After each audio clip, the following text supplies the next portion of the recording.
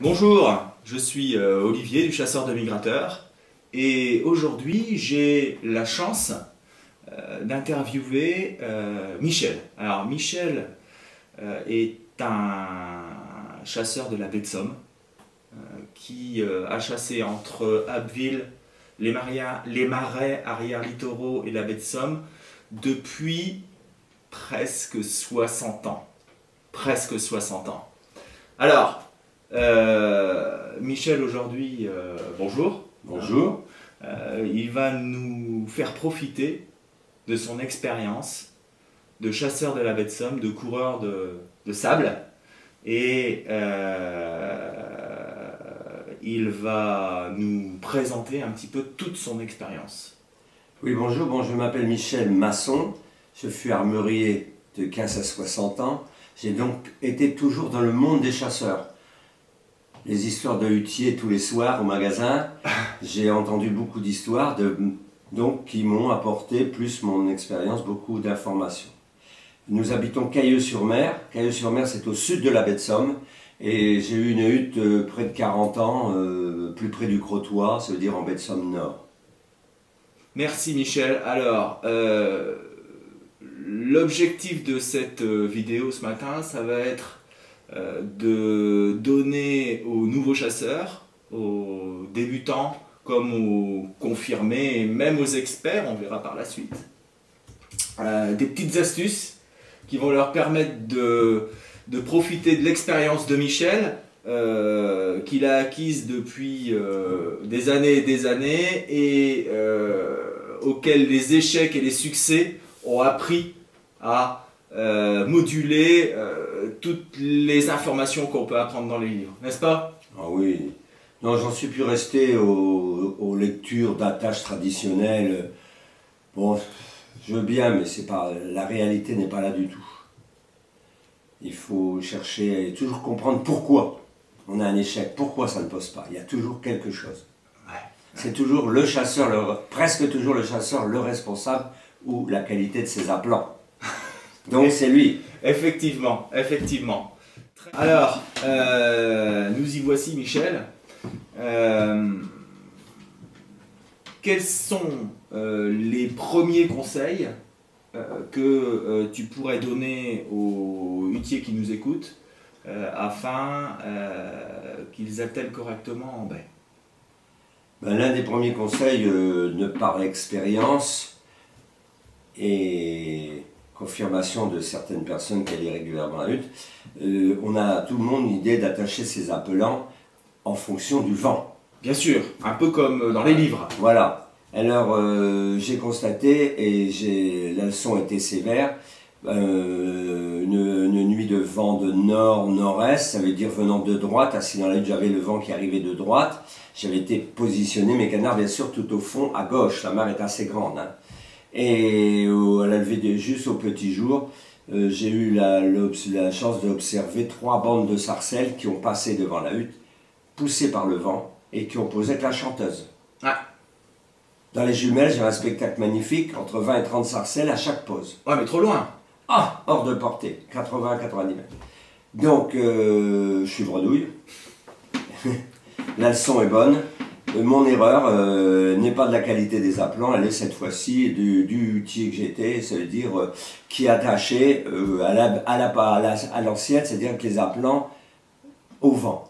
Grave erreur. Deuxième fois, enfin... Une autre histoire peut-être? Ah oui, oui, oh là là. Il y en a plusieurs. Décembre, 8-10 nuits que ça ne tirait pas du tout, personne la hutte était un peu l'abandon. Et un neveu me tire par le bras pour m'y emmener, arrivé à la hutte, on entend tirer au loin, qu'est-ce qui se passe? C'était en décembre. Décembre, ouais. Il faisait pas très froid, vent de sud-est faible. Ouais. Vent de sud-est faible. Et je mets mes cannes au vent, ça veut dire tout en haut à droite, cette fois-ci. Ouais, d'accord. Le vent de sud-est venant de gauche, passant devant la hutte, en plein travers de la mer. Ouais, plein travers, ouais. Et au bout de quelques moments d'observation, les appelants assistent, oui, les appelants intérieurs avec certitude sur du gibier, pas de pause.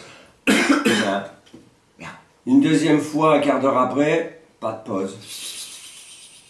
La troisième fois, c'est le neveu qui voit passer cette bande de gibier sur la mare, venant de gauche vers la droite, et qui, arrivé aux aplats, remonte. Donc ça rentrait de la Somme.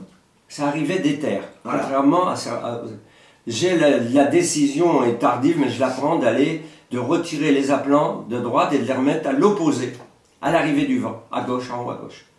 En 1 heure, 3 pauses. Voilà. Donc, point à la ligne, l'erreur était simplement il faut attacher ces aplats d'où via le gibier. Voilà. Donc ça veut dire, ça confirme bien l'adage qui dit le vent, d'accord, l'arrivage, d'abord. Voilà. Alors quand vous allez dans une hutte que vous ne connaissez pas, renseignez-vous auprès des occupants habituels, demandez-leur, première question, le gibier arrive souvent de quel? Et là vous en tenez compte. Voilà. D'où arrive le gibier et non pas d'où vient le vent. Alors moi, je vais vous raconter une autre histoire, c'est presque la même chose, mais c'est dans l'intérieur. C'est pas en baie, c'est dans l'intérieur, ce qui prouve que le conseil peut s'appliquer aussi, Bien sûr. aussi bien en baie que à l'intérieur. Moi, ma mare est orientée nord-est-sud-ouest, donc vent de nord-est. Classiquement, on attache le champ à droite. Donc les canards arrivaient de par derrière, donc vraiment ils prenaient la mare en enfilade. La mare étant vue d'assez loin, ils commençaient déjà à baisser pour pouvoir se poser. Hein. Repris par le champ derrière, mais ils ont le vent dans le dos. Et donc ils font leur prêt à poser, mais ils ne continuent pas. Ils n'ont pas la possibilité de faire leur virage. Ils continuent, ils passent la butte. Et là, le voisin qui a mis lui ses cannes sur l'arrivage les reprend. Le canard fait le demi-tour et pose chez lui. Et ça m'est arrivé 3-4 fois dans la nuit, ça m'est arrivé. Et là, c'était entièrement de ma faute. J'avais mis le champ où il fallait pas.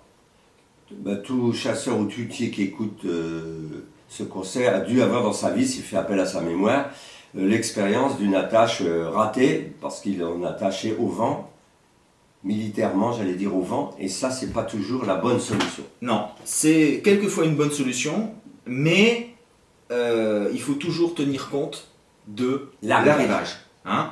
Pour finir mon histoire, moi ce qui fait que j'ai décalé le champ pour qu'il soit perpendiculaire à l'arrivage. Comme ça, le canard arrivait, suivait et voilà.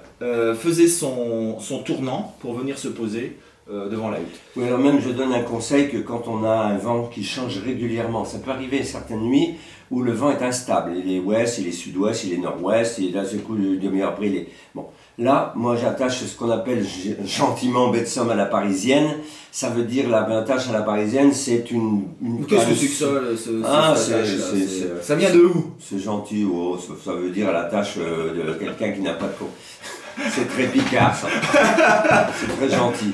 Et c'est l'humour à la picarde. Et ça marche. Mais ça marche. La bonne solution dans ces cas-là, c'est le maillard et courcris devant la hutte, et puis une canne sûre de chaque côté de la hutte. Ça veut dire assez distante de chaque côté. Là, on a plus de chance, il y a moins d'erreurs dans les cas d'arrivage d'oiseaux. D'accord. Donc ça, c'est l'attache à la parisienne. Et surtout quand le vent est de face. Par exemple, quand on a un vent de face à la hutte, c'est très compliqué l'attache. Le vent juste de face. Ouais. Moi, personnellement, ça m'a porté chance d'attacher la hutte en baie. Je suis vers le Crotoy, je regarde Saint-Valery. Donc j'avais les vents sud-ouest de face. Et une canne de chaque côté, à l'appareil. Et là, on n'a plus de chance pour les poses. Ouais, parce que le canard, qu'il arrive de derrière, de la gauche de la hutte ou de la droite de la hutte, il est pris au moins par une canne. Je vais donner un autre exemple. On a une mare, donc quand le vent est nord-est, il est derrière la hutte. Le vent souffle de derrière la hutte vers la berge en face. Jamais je n'ai mis d'appelant en bordure en face. Parce que comme le gibier arrive de derrière, presque toujours, si j'avais mis mes appelants en bordure en face, il allait se poser avec ou il passait. Voilà. Donc même par vent de nord-est, j'attachais de chaque côté de la hutte, collé aux berges. Contraire au vent. Et ça portait ses fruits. D'accord, ok. Donc, je récapitule un petit peu les conseils de Michel. Donc, d'une part, le vent d'accord, mais l'arrivage d'abord. Ouais. Et quand il n'y a pas trop de vent ou que le temps est tranquille, l'attache à la parisienne. Hein. C'est-à-dire une canne et peu de champ. De chaque côté de la hutte et peu de champ. Ok, merci. Sujet. Merci Michel pour ces bons conseils.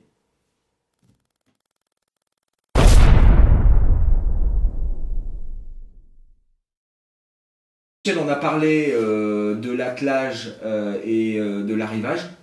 Alors maintenant, est-ce que tu aurais un petit conseil, un autre conseil qui permet au huttier d'agir avec discernement lorsqu'il doit atteler? Vous savez, l'acquis, c'est d'avoir ramassé des échecs. Quand on a ramassé 2-3 échecs, on essaie de comprendre pourquoi. Il y a un pourquoi.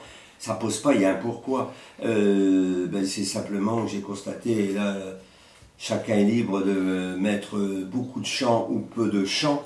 Oui. Mais j'ai constaté que le temps calme, l'absence de vent, surtout en pleine lune, mais même en nuit noire, il faut beaucoup moins de champs par temps calme ou faible vent, parce qu'un petit vent de rien, ça on n'en parle pas. Il faut moins de champs et surtout moins de cannes qui hurlent dans la mare. Ça, chacun, moi ça m'a toujours porté chance, j'ai toujours gagné à retirer du champ qu'à en ajouter. Ouais. Donc en fait, ce que tu veux nous dire là, Michel, c'est pas de vent, pas trop de champ.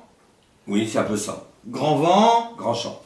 On peut mettre du champ. Surtout en nuit noire. En nuit noire. En nuit noire. La nouvelle lune, bien sûr, nuit noire. Avec du grand vent, c'est impératif. Là, il faut avoir des cannes qui accrochent. Ouais. Et ça, c'est indispensable. Mais dès qu'il y a de la lune, plus ou moins, où la clarté est bonne, j'ai toujours pratiqué cette politique de retirer et d'avoir les cannes.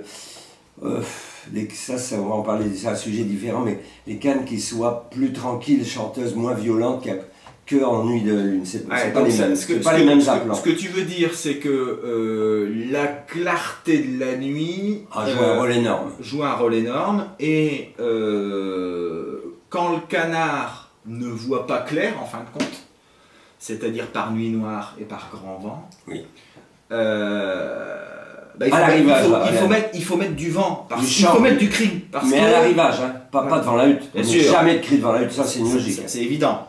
Mais il faut mettre du cri parce que le cri va agir comme un phare auprès des oiseaux qui vont suivre ce cri en étant sûr qu'il y a quelque chose qui va être bien pour se poser là. Les pauses sont franches quand il y a du grand vent. Avec du grand champ, on a des pauses brutales devant la hutte, comme si on les jetait dans l'eau. Et non pas des pauses avec hésitation en survol de la mare, hésiter, puis poser. Voilà, ouais. Alors que quand la nuit est claire. Et qu'il n'y a pas beaucoup de vent, déjà le canard il voit beaucoup mieux.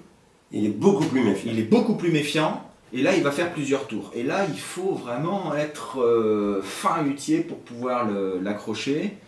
Et c'est pas en faisant hurler ses cannes qu'on va réussir à accrocher le canard. Surtout par temps calme et en temps clair.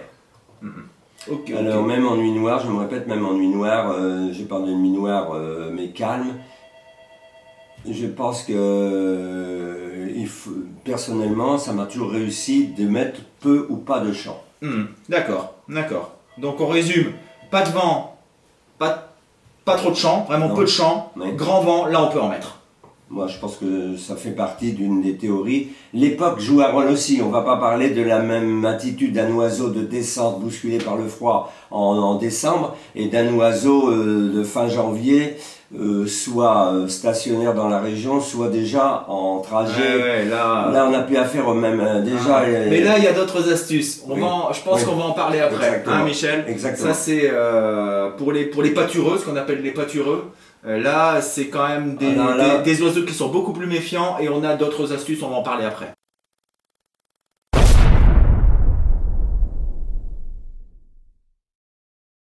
On a quand même des attaches de gibier, comme on dit par ici, c'est-à-dire limitées. On a attache limitée. Voilà, attache limitée. C'est une bonne chose. C'est une bonne chose. 4 gibiers à l'attache plus 2 oies.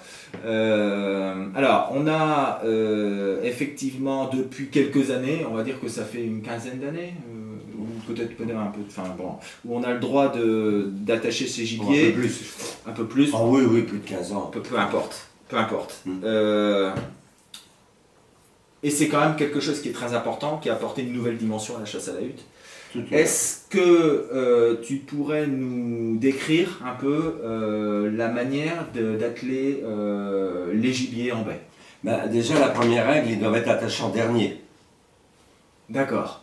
C'est-à-dire que les colverts, quand on va dans la mare, nous allons en waders ou en cuissarde, il est impératif d'attendre, ne pas mettre, sauf ceux qui ont vraiment des gibiers extrêmement apprivoisés. Mais quand on a affaire à des jeunes sauvages, la mise en route, il faut les attacher en dernier. Ça, c'est une première règle. D'accord, donc on met d'abord son champ, les blettes, on met ses colverts, hein, et après seulement on vient rajouter ses gibiers. Les plateaux étant mis en place en premier aussi, quand on est, sauf ceux qui ont des plateaux à demeure, ce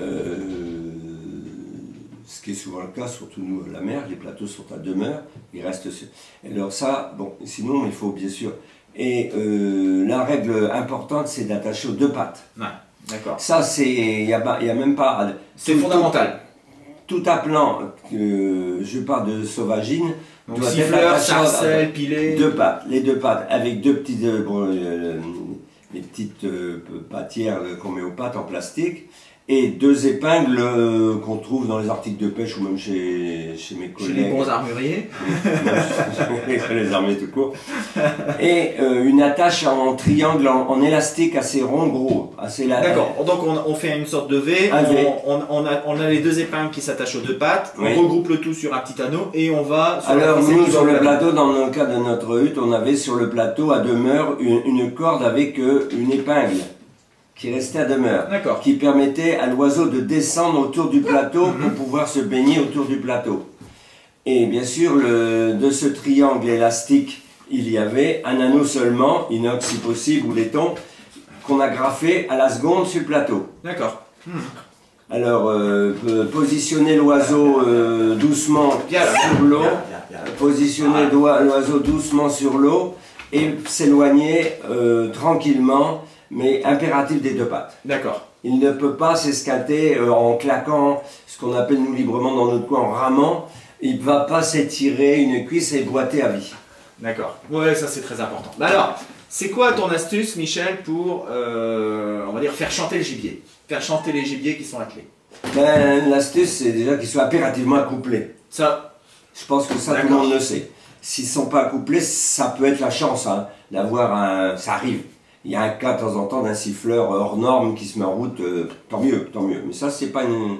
Non, la bonne histoire, c'est quand ils sont bien accouplés, de trouver la bonne distance entre la femelle et le mâle. Ah. S'ils sont trop près l'un de l'autre, les plateaux sont qu'à 10-15 mètres, et ils risquent d'être très silencieux parce qu'ils se voient, ils s'entendent, sont contents de... S'ils sont trop éloignés l'un de l'autre et que la nuit est noire, qu'il y a du grand vent, on va revenir, là, ils sont encore silencieux. Il faut trouver la bonne distance. Et moi, je conseille toujours d'attacher le mâle en premier. D'accord. Et la femelle, dans la main, à un moment de l'attache, si par bonheur elle pouvait glousser, pousser son râlement, je parle des cannes de siffleur, là vous êtes sauvé parce qu'il a tout de suite, le canard siffleur a mémorisé la position de sa femelle. Mais alors, on sait que c'est la femelle qui relance le mâle. Ouais, et ça me fait penser à quelque chose qui, je pense, est très important, c'est-à-dire que si on a la possibilité, il faut mettre toujours les gibiers attachés au même endroit. C'est-à-dire que une fois qu'on a trouvé la bonne place pour le mâle de siffleur ou le voilà, on met le mâle, on met la canne au même endroit aussi, et là ils sont habitués à cet endroit. À cet endroit, ils ont l'habitude de s'appeler, ils ont l'habitude de se rappeler, de se répondre. Et c'est fondamental pour avoir des gibiers qui crient régulièrement. Moi, c'est sûr. Il est vrai que on va en parler dans un thème différent, mais que l'oiseau soit le plus domestique possible, ça fait partie du principal. Ouais. Et il est vrai que souvent, c'est aussi chez eux l'expérience, ça veut dire qu'il faut être patient. Moi, mon meilleur siffleur, le siffleur de ma vie, si je peux l'appeler comme ça, que j'avais baptisé Barabbas 2. Barabbas 2. Barabbas 2, parce qu'il y a eu un premier Barabbas, là c'est le deuxième Barabbas 2. Barabbas 2 a tout connu, mais il s'est amélioré avec les années. Les premières années, je transportais une forme vivante qui ne sifflait pas une fois de la nuit. Et j'ai jamais lâché, et après j'ai eu le meilleur siffleur exceptionnel, parce qu'il s'est... Il s'est habitué. Il s'est habitué. Alors moi je voudrais rebondir là-dessus, c'est que finalement les canards c'est comme tous les autres animaux. Il faut les dresser. Et pour les dresser c'est quoi? C'est leur faire prendre des bonnes habitudes. Que ce soit pour les chevaux, les chiens, tous les animaux qu'on dresse, c'est pas comme les hommes, c'est qu'une fois qu'ils ont pris une habitude, il est difficile de la faire changer. Alors une fois qu'ils ont pris une mauvaise habitude, c'est fini, c'est mort. Hein. Par contre, il faut essayer de leur arrête de me mordre le doigt. Il faut essayer de leur faire prendre des bonnes habitudes dès le départ. Une fois qu'ils ont acquis ces bonnes habitudes, c'est-à-dire on les met à cette place-là, ils chantent. Et voilà. Une fois qu'on a pris ces bonnes habitudes, qu'on a trouvé le bon truc. Le gibier, il va continuer à travailler de la même manière. Oui, c'est vrai. Toute sa vie. Il est vrai que des siffleurs très bien entraînés peuvent être mis d'un plateau à l'autre s'il n'y a qu'une distance, ce qui était le cas de notre hutte, entre le plateau de droite, je suis toujours assis dans la hutte, le plateau de droite et le plateau de gauche, il y avait en tout 30 mètres. Fonction des vents, des fois, il acceptait et donnait le même rendement d'un plateau à l'autre. Mais il est vrai que c'est vrai, c'est indispensable au marais surtout, où il y a des arbres, des ombres, des choses que nous ne faisons pas attention, mais c'est important. Ok. Ah on est d'accord, C'est important.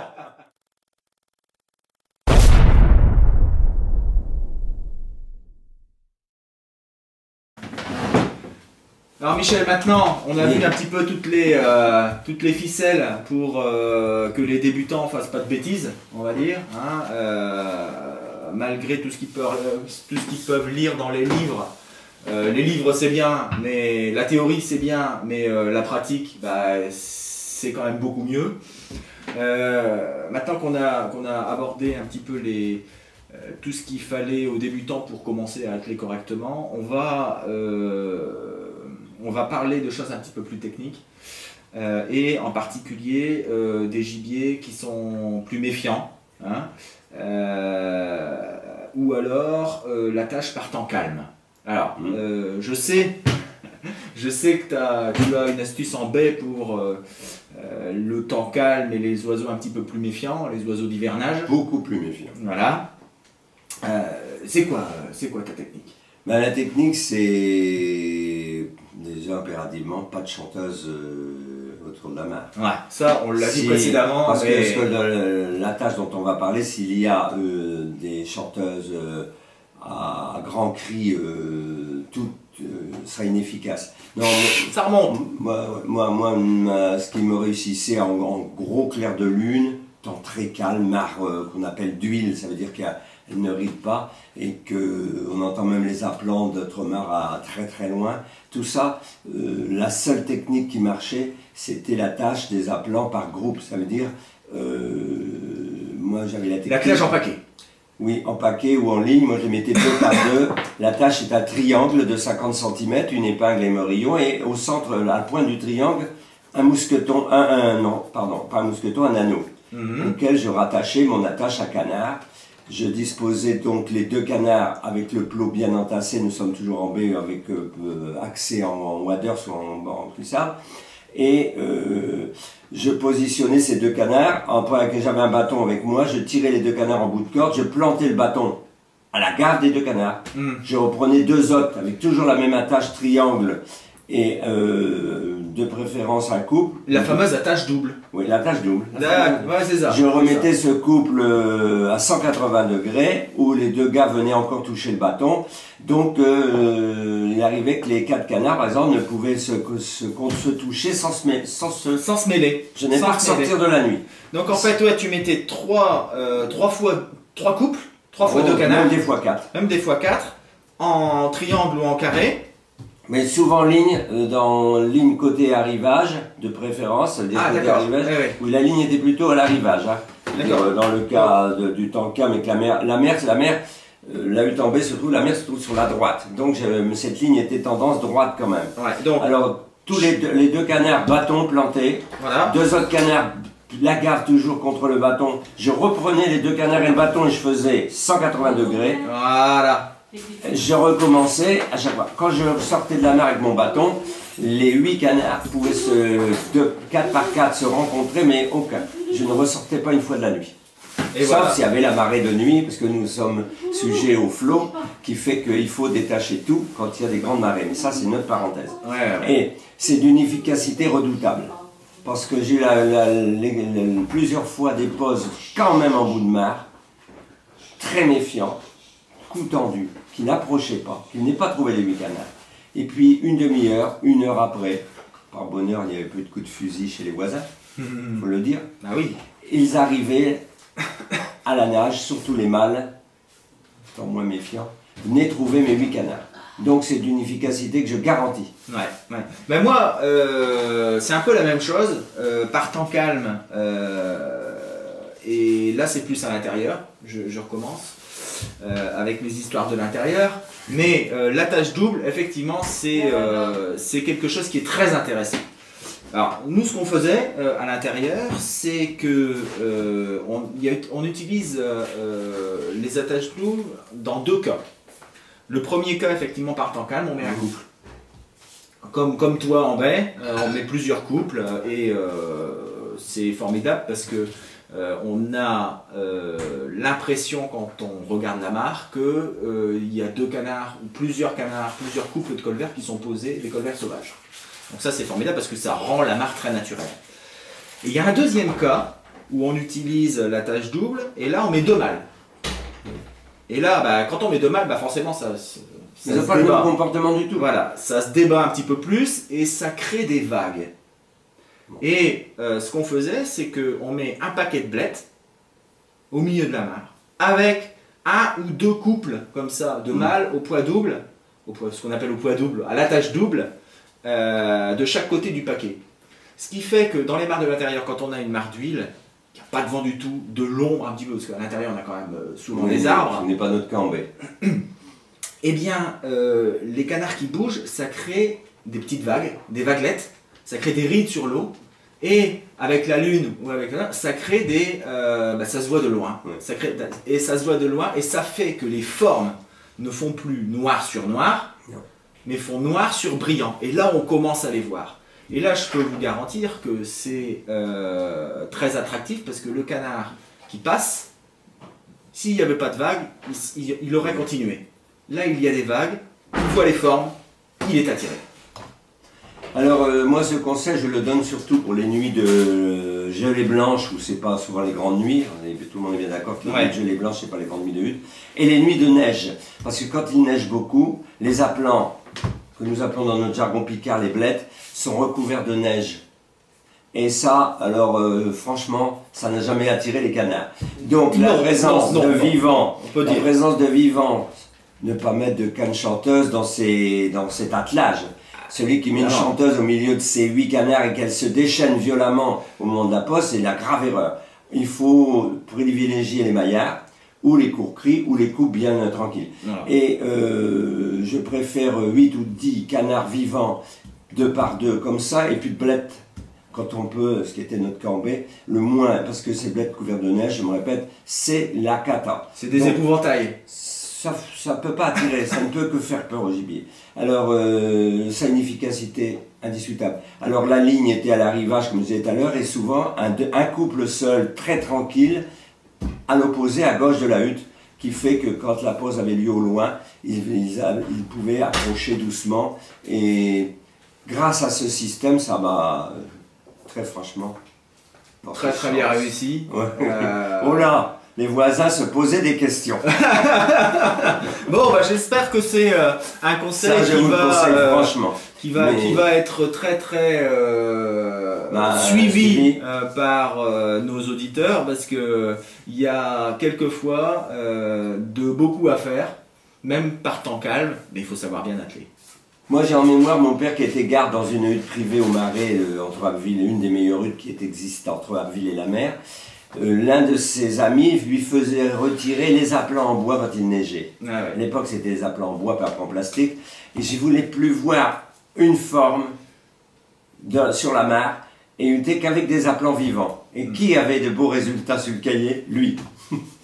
Donc c'était déjà ce qui m'a amorcé l'idée de pratiquer cette attache en paquet ou en ligne. On va dire naturelle. Voilà. Attache naturelle. Attention, je me répète, pas de canne qui hurle là-dedans. Ouais. Et puis, savoir choisir ses appelants pour privilégier les maillards. Ça, c'est important. Et surtout quand il y a de la lune, c'est encore plus visible sur l'eau. Et je pense que vous serez récompensé, vous vous rappellerez de ce conseil. Ok.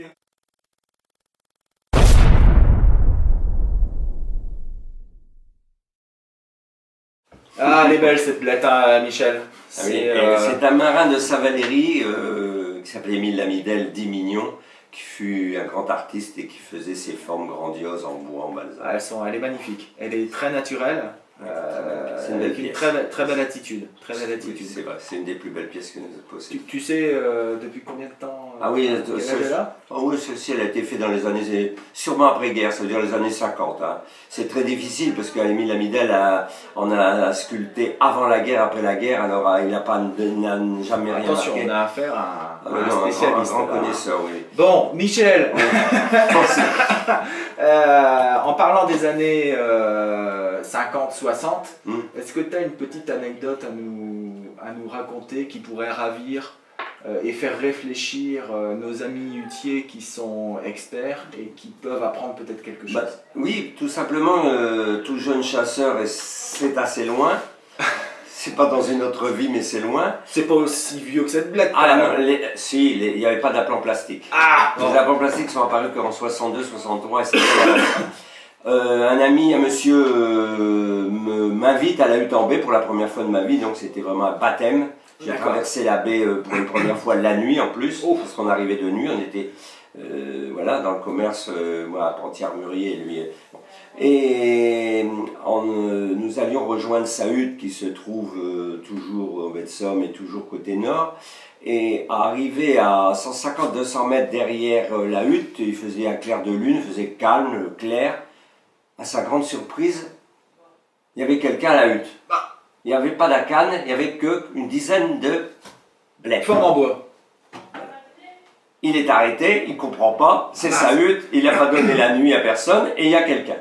Bon, alors on arrive à la hutte, on tape ce qu'on appelle le capot. C'est le berger de la baie de Somme à qui il a confié la clé par mauvais temps pour se cacher des intempéries. Donc tout va bien, c'est le berger, c'est pas... Non. Alors le berger est là et avec son fusil, et je me rappelle, il y avait peut-être moins de 10 appelants en bout.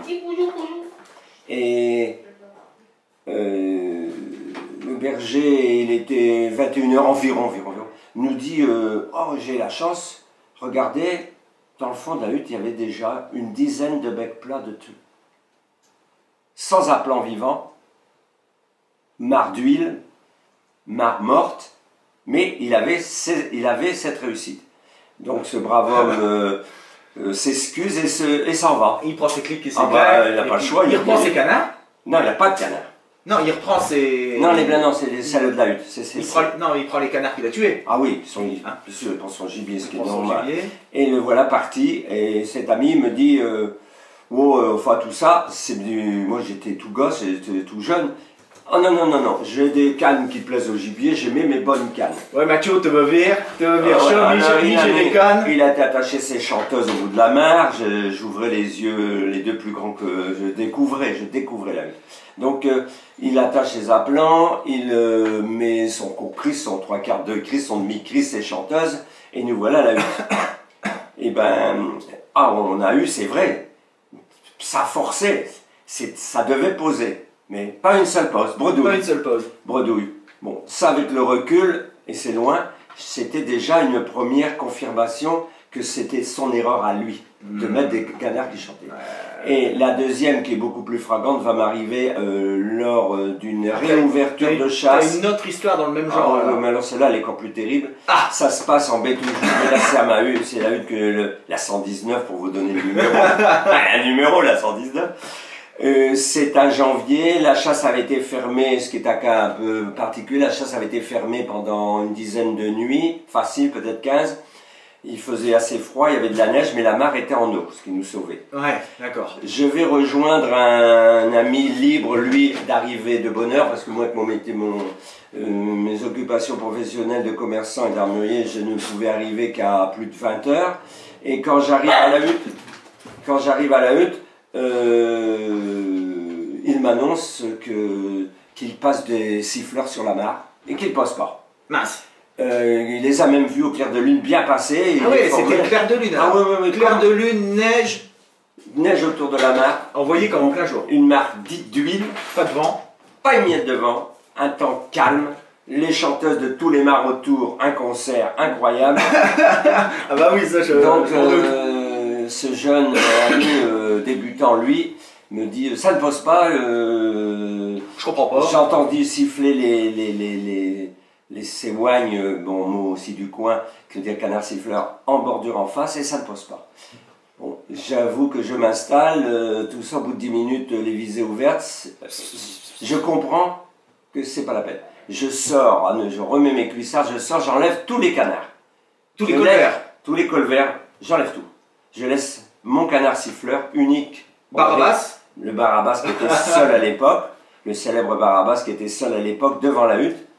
Et encore, un seul gibier. Et les trentaines de formes en plastique, non, en plastique. Ça n'a pas duré longtemps.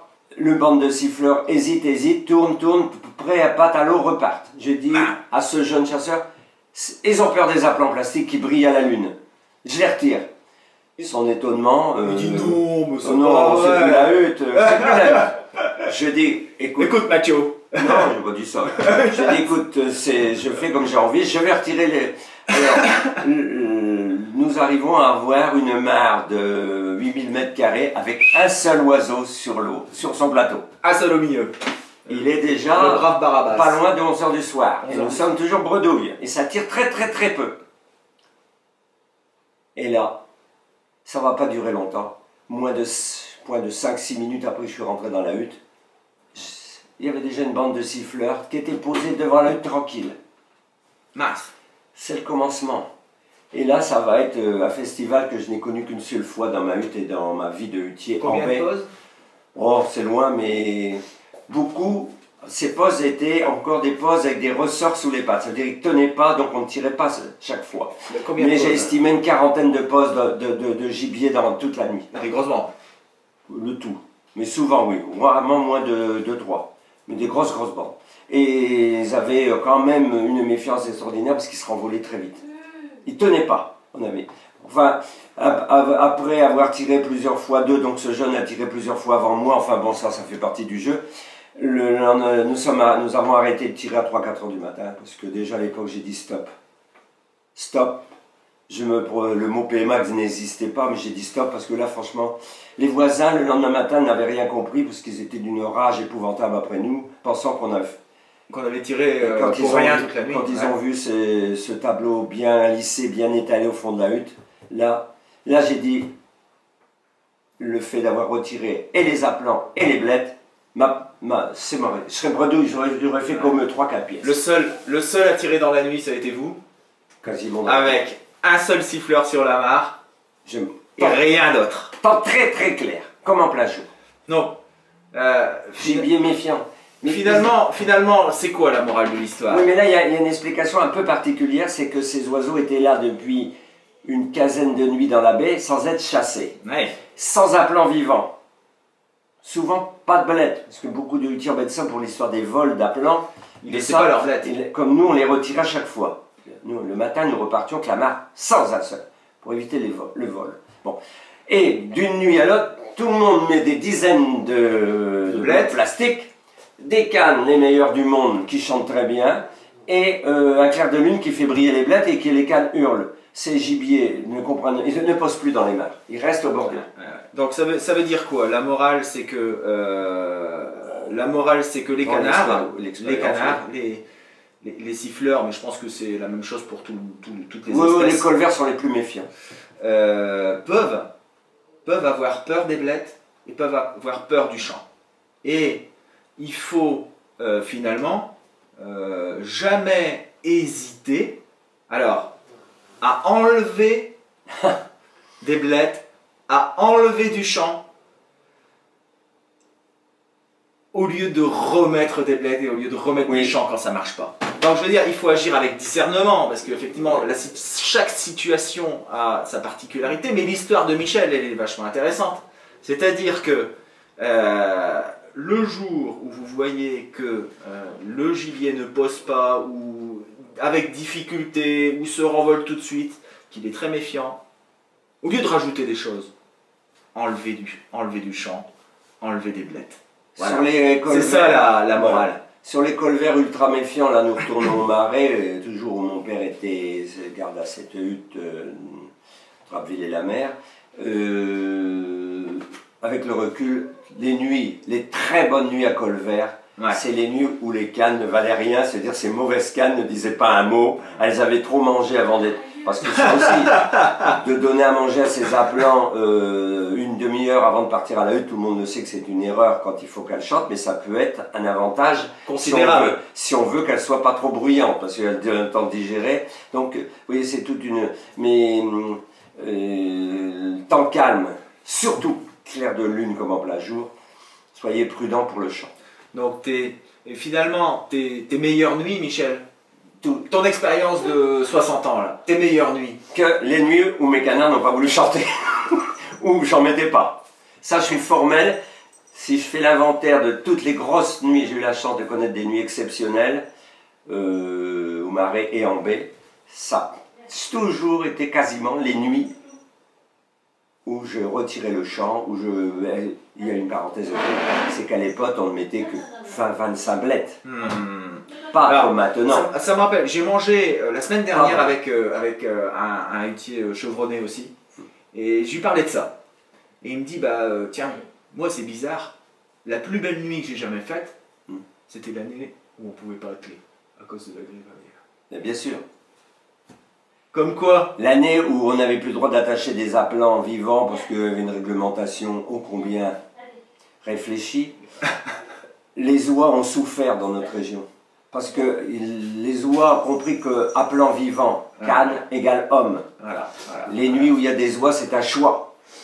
On ne met pas de colvert quand il y a des oies. Faites ce que vous voulez, mais ça c'est impératif. Ça c'est un conseil, c'est un conseil important. Les oies, c'est un oiseau extrêmement évolué, puisqu'ils ont une vie sociale très évoluée.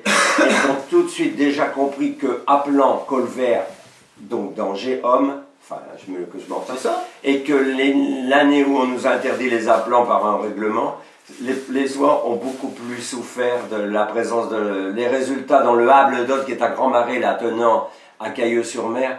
Les résultats d'oies ont été incomparables et ils se posaient des questions. Je leur disais, c'est parce que vous n'avez pas mis d'appelant. Ah non. On vous a interdit de mettre des appelants. Bon, alors, c'est peut-être un petit peu provocateur ce qu'on dit, mais l'expérience montre que ça peut marcher, et effectivement ça marche.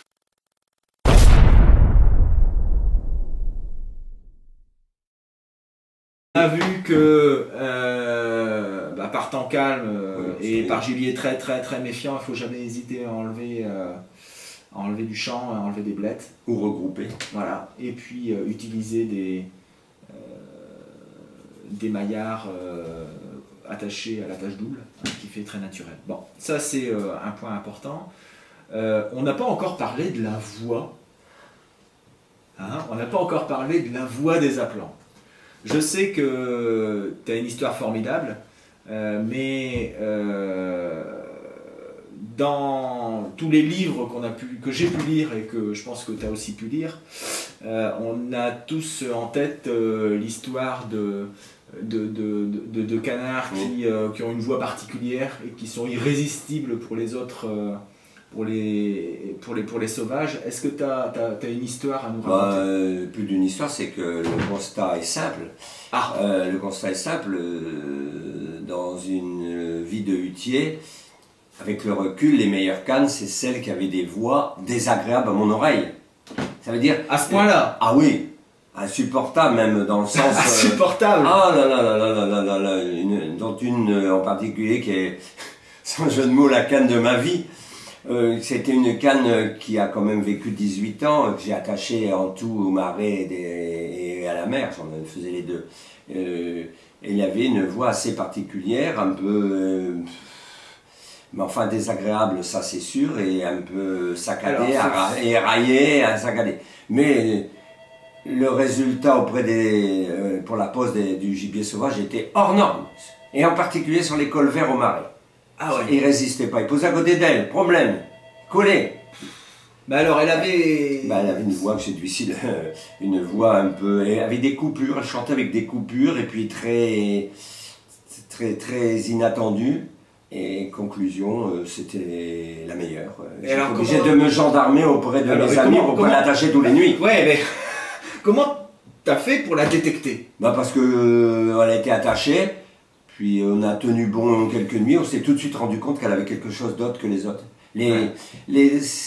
Cette croyance des huttiers que nous sommes, tous de ces belles voix, ces chanteuses, il y a eu des modes d'allongeoir, d'amassoir, à la limite du chant du corbeau dans la baie de Somme, tellement elles avaient des voix au ralenti. Mais ça, c'est loin de la canne sauvage qui chante. J'en ai tant entendu chanter la nuit en fond de mare à Gouy, où je allais à la hutte, que je peux vous dire que les bonnes cannes, c'est souvent des cannes à voix courte, mais c'est pas notre oreille. Ouais.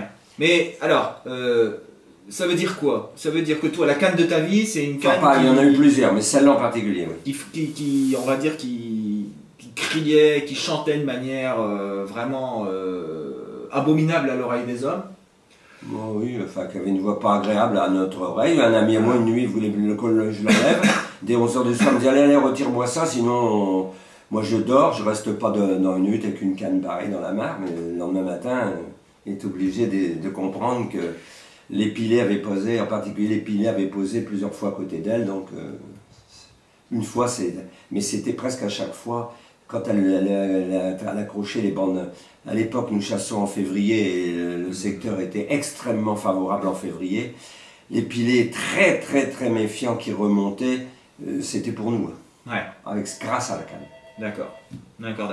Ça veut dire quoi? Ça veut dire que quelque part il faut tester toutes les cannes.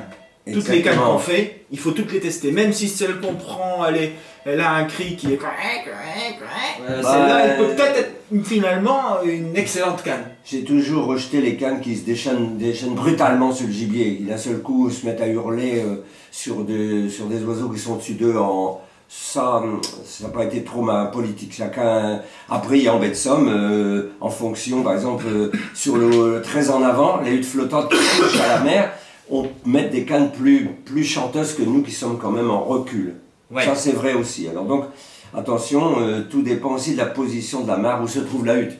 Si la mare est au marais tranquille, calme et tout, il ne faut pas avoir des chanteuses comme en baie de Somme, en estuaire, ou à l'arrivage. Des nuits d'arrivage, qui ne sont pas beaucoup dans une année, les nuits d'arrivage, sont très rares.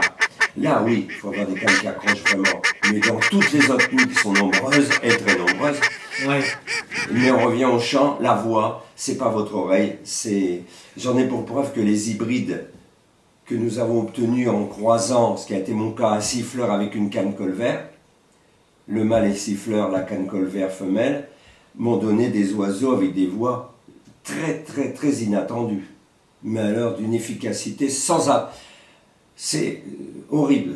On m'a dit il y a peu de temps que finalement en baie, ce qui faisait la différence, c'est des voix effectivement inattendues. On pense que les oiseaux ont une curiosité ou un attrait à des voix qui est proche de la leur mais qui n'est pas tout à fait la leur.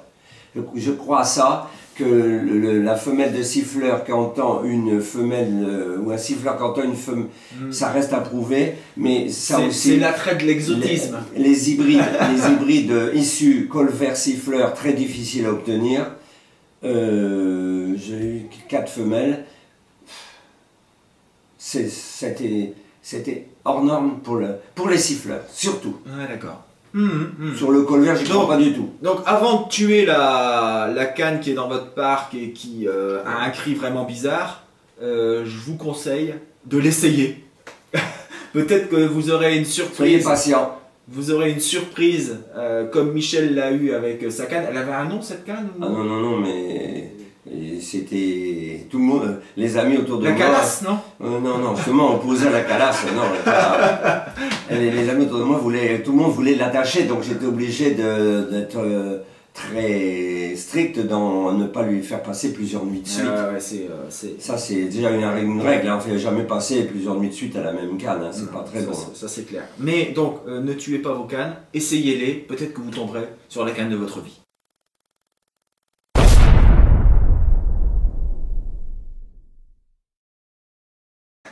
J'ai entendu dire que tu avais réussi à apprivoiser tes appelants d'une manière telle qu'ils restaient sages à la tâche, dociles et vraiment extraordinairement calmes.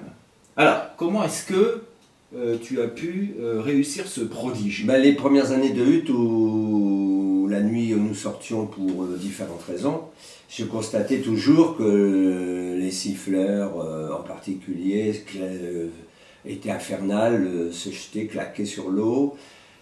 Tout le monde était paniqué, il y avait le stress, on appelle le stress des oiseaux, très, très important chez eux.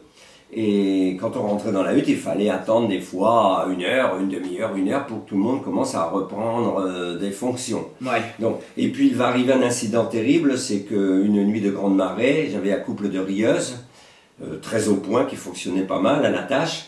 Je suis obligé de détacher, ça veut dire de les ramener sur le toit de hutte parce qu'il y a une grande marée, c'est-à-dire l'eau recouvre l'ensemble de la mare. Voilà. La hutte est flottante, hein, nous sommes bien d'accord. On est en baie. Nous sommes en baie avec une hutte flottante. Donc je ramène les deux rieuses sur le côté droit de la hutte où se trouve ce qu'on appelait le capot, la porte de sortie, qui est sur le toit.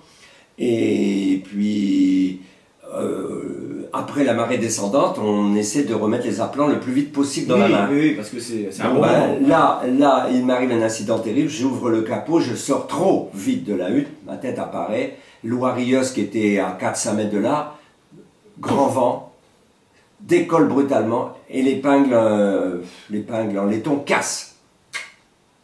L'oie retombe dans la mare à quelques mètres, l'autre reste attaché et je ne peux la récupérer. Elle reste la nuit autour de la mare à chanter, et le flot repartait, les courants, ce qu'on appelle les courants, les grands fossés d'eau, se vidaient progressivement.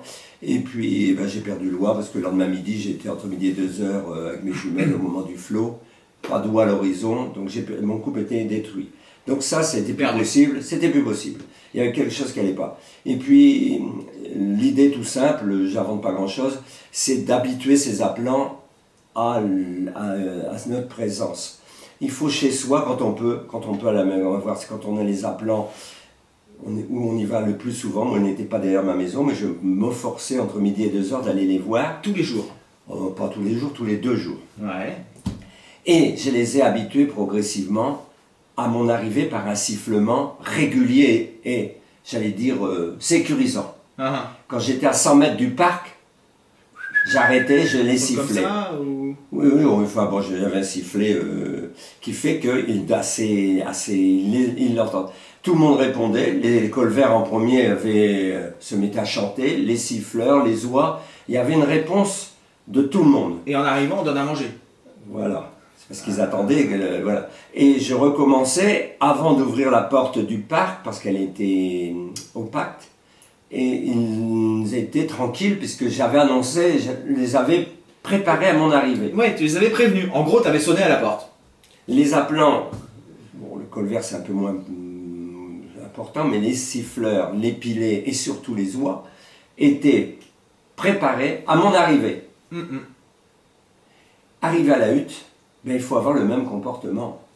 Il faut les siffler régulièrement et ne jamais, jamais, jamais sortir de sa hutte, qu'elle soit au marais ou à la mer, apparaître brutalement sur son pied d'hutte au marais sans les avoir préparés, par un sifflet, toujours le même, de l'extérieur de la hutte, sans vous faire voir.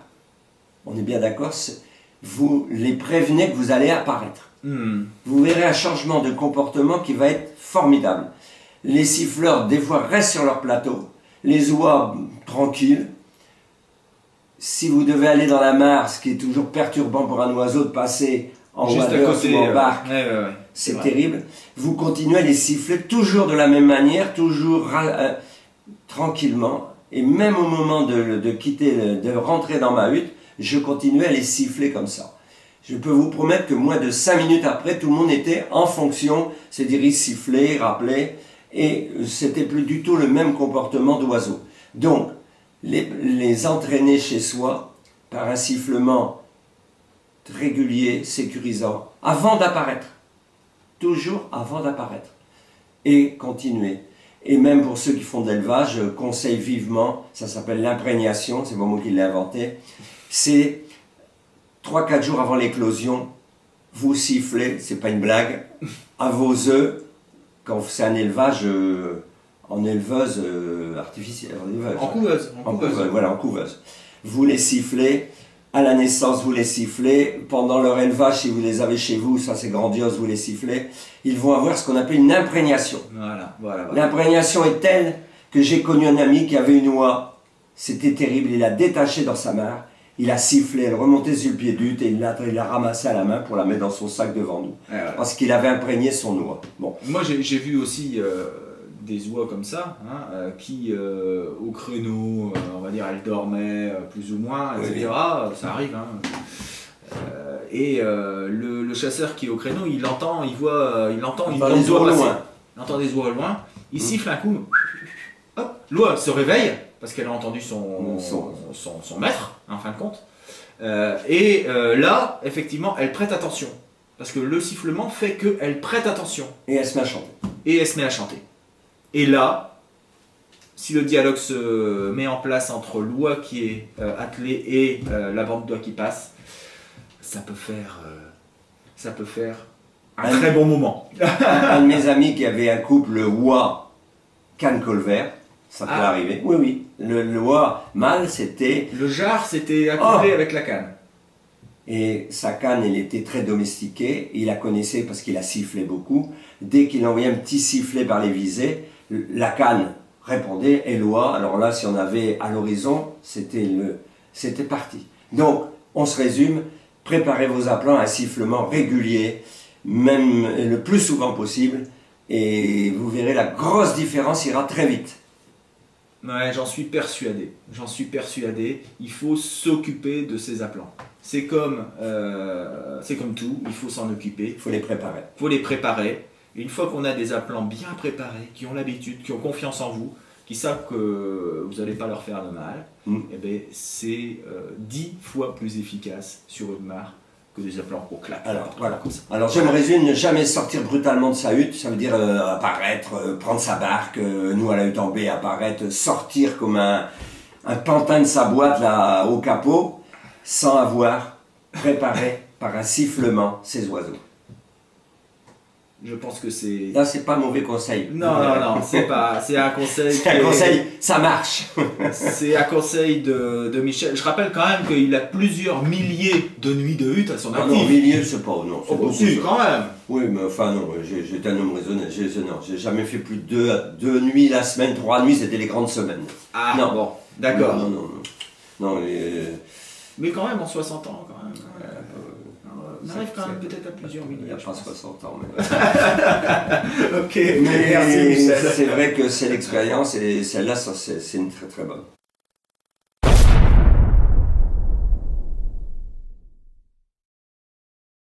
Tu voulais faire profiter à nos téléspectateurs, on va dire, de plusieurs bonus. Avec des astuces qui vont leur servir, on va dire, à chaque fois qu'ils vont aller à la hutte. Je dis bien à chaque fois. Alors, la première, tu m'as dit, voilà Olivier, j'ai un truc pour faire durer les waders beaucoup plus longtemps que... Waders et cuissard. Waders et cuissard. Voilà, même botte. Même botte. Oui. Bon alors, dis-nous, qu'est-ce qui... C'est tout simple. Il existe bien sûr un matériel ultra perfectionné, chauffant, mais ça a un prix. Moi, c'est un peu moins... Méthode artisanale. Très artisanale. C'est tout simplement du papier de journal froissé et bien tassé dans le fond de la botte en remontant au moins jusqu'au genou, que je retire des fois quelques heures après. À ma grande surprise, ils sont très humides. je remets du journal sec et mes waders et surtout mes cuissardes, surtout mes waders ont vécu beaucoup plus longtemps que les mêmes achetés par mes amis, neveux et autres de la même marque, achetés en même temps, qui eux, au bout de 3-4 ans, leurs waders se percent. Encore. Moi, je me suis content d'avoir comme une des waders qui ont duré 25 ans. Oh là, mais je l'ai rincé en rentrant et jamais je ne les ai jetés dans un coin avec l'humidité stagnant dedans. Voilà. Ça, Okay. Et en plus, c'est beaucoup plus confortable quand on les remet. Ah, c'est pas comparable. Avec du papier de journal, une combine pas chère.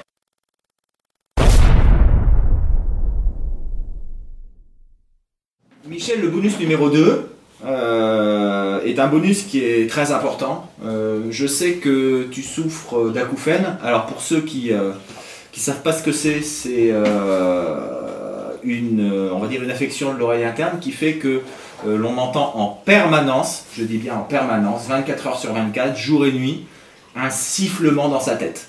Alors, Michel peut nous en parler. Oui. À quoi est-ce dû et quelle est ton astuce pour c'est sûrement dû à un traumatisme sonore. Bon, mon métier d'armurier, baltrap, plus chasse, plus hutte, a fait que dans une vie, j'ai une estimation d'environ 3 millions de j'ai bien dit 3 millions, hein, d'environ 3 millions de détonations qui ne m'ont pas arrangé du tout l'oreille interne et je souffre d'acouphènes, c'est-à-dire ce que dit Olivier, de sifflement.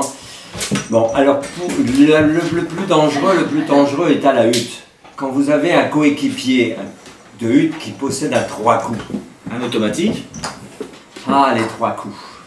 Impérativement, vous le placez à votre droite, votre coéquipier. Pourquoi? Parce que sa fenêtre d'éjection, où va sortir non seulement la douille, mais la flamme et le bruit, va être sur la droite. Et vous serez assez protégé de ce bruit. Si votre compagnon de hutte est à votre gauche, et que par mouvement de gibier se déplaçant, vous trouvez l'oreille gauche à 20 ou 30 cm de la fenêtre d'éjection, vous prenez un risque catastrophique et irréversible de l'oreille. Donc ça, c'est un conseil. N'oubliez jamais, celui qui a un fusil à 3 coups, votre coéquipier, de le placer à votre droite pour que sa maudite fenêtre d'éjection éjecte bruit, douille, dans la hutte bien sûr, mais un peu éloigné de vos oreilles. C'est important.